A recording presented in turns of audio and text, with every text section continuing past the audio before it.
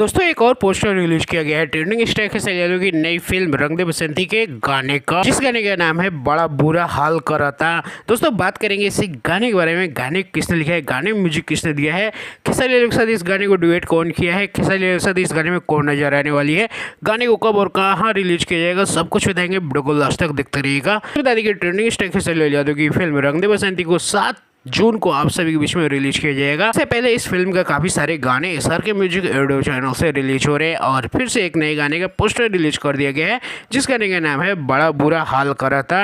दोस्तों बता दें कि इस गाने को लिखा है ओम झा ने, म्यूजिक दिया है सत्या सवरकर ने और गाने को गाया है ट्रेंडिंग स्टार खेसारी लाल यादव और प्रियंका सिंह ने। दोस्तों बता दें कि इस गाने में आपको नजर आएंगे ट्रेंडिंग स्टार खेसारी लाल यादव और डायना खान का जोड़ी, और डायना खान की जोड़ी पहली बार हमारी भोजपुरी में देखने को मिलेगी। चलिए दोस्तों बता दें कब और कहां इस गाने को रिलीज किया जाएगा। दोस्तों बता दें कि कल सुबह यानी कि 3 मई को इस गाने को सुबह 6:30 बजे रिलीज किया जाएगा SR के म्यूजिक ऑडियो चैनल से।